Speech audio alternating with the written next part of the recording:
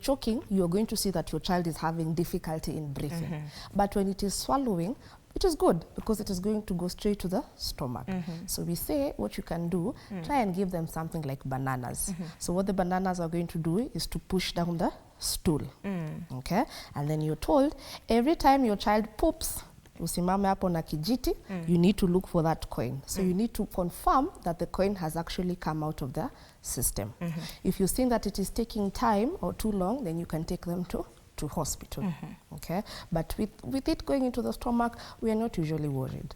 Something like a needle, okay, probably it will cause some injury on the food pipe, but the good thing is that in our stomach we have the hydrochloric acid. Yeah, so it usually, hydrochloric acid in our stomach is very powerful. It can even a razor blade. When you swallow a razor blade, haiendangi mbali. It is going to be dissolved by the acid. So even the needle can also be dissolved by the acid. But kitu kama coin, 10 bob, amemeza toy, then we need to confirm that it has actually come out with their stool. Yes. They swallow razor blades as well? Children are very funny. Yeah. So when, in case where we do not see this obstruction coming out, and maybe they're still, let's say the response is that, you know, they're not choking, but we don't see that obstruction. Is that a good thing? Yes, if we are not seeing the obstruction, it is a good thing, okay, because it means that now they are okay. But we are saying that at the end of the day, we need to make sure that this obstruction has come out. So if they swallowed it, it has to come out through the stool. Okay, so that now we can say that the child is okay. Yeah. For an infant, once again, you know, could a failure to burp be a cause of, you know, choking? Failure to burp cannot really cause choking because choking is immediate. Ni sayo sayo. If they are feeding and then the food goes to the wrong side, which is the airway, then they are going to choke. Burping, probably what it can lead to is that the child is going to be having a lot of gas, which makes them uncomfortable. Okay, so at some point it aisha too. But with choking, it is immediate. So we need to react to it immediately. So burping, not burping, that does not really contribute to choking. What if that, you know, that puke-like thing comes out, and then they choke on that? You know, they were burping in that particular point, but now it comes out in form of vomit. They choke on it. Then what do we do exactly? Is it the same process, or what do we do? Yes, if it is coming out as vomit, and you can see that the child is really struggling because they are choking on the vomit, we're going to do the same thing. We're going to give them the back blows. If this does not work, then we go back to the chest thrust. We do it 5 times. But we say if the child is coughing or if the infant is coughing, it is good, because coughing is the body's way of trying to get rid of that obstruction. If you see the baby is not coughing, then that is where we have a problem with. Yes, and ideally fluids are okay, because fluids, what they're going to do, they're going to cause an irritation. So fluids will not remain there.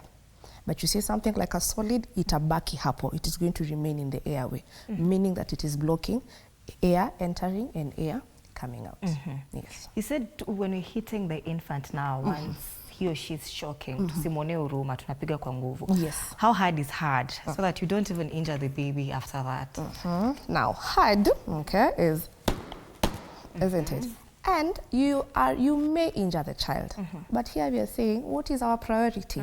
Our priority is we need to get rid of the obstruction. The injuries are going to heal after some time. But if we do not get rid of this obstruction, then the baby is going to die. Yeah. So here we talk about priorities. What is your priority? Because tunasema ukimwonea huruma, then the child is going to, they are going to die. Yes. So are there cases where one should avoid using abdominal thrusts, if at all, maybe there are underlying conditions, or what? Are there points where we should not use that exactly? The only point with which we do not use the abdominal thrust is if your casualty is expectant. Okay. Yeah, remember we cannot do that because we are protecting the baby. Okay. Or if your casualty is an infant. Okay. So for the infant and for the expectant mother, then we give the chest thrust. Okay. But for an adult, for a child, for a toddler, we do the back blows and the abdominal thrust. Yes. And it is also advisable, if you got to a point whereby you had to administer the abdominal thrust, it is very good for your casualty to seek medical attention. Do not let it end there. Yeah, encourage them to go to hospital so that they can get checked. Yes. Why do you say, or is it not good for an infant to be given an abdominal thrust? Because for the mom, you've said she's pregnant, of course, there's an infant in there. But for the infant, then what exactly happens when you perform an abdominal thrust on him or her? Okay, so we have the worry that the intestines, remember the infant's stomach is very smaller, so the intestines haziko huko ndani kama za mtu mkubwa. So when you're doing this, it can cause a twisting of the intestines. Yeah, so when it causes the twisting of the intestines, zikishikana zikunjane, then there's going to be a problem with circulation of blood. So the intestines can rot. Okay, and even that I have said, even for an adult, as much as we're doing for you the abdominal thrust, it is very good for you to go and seek medical attention, just for them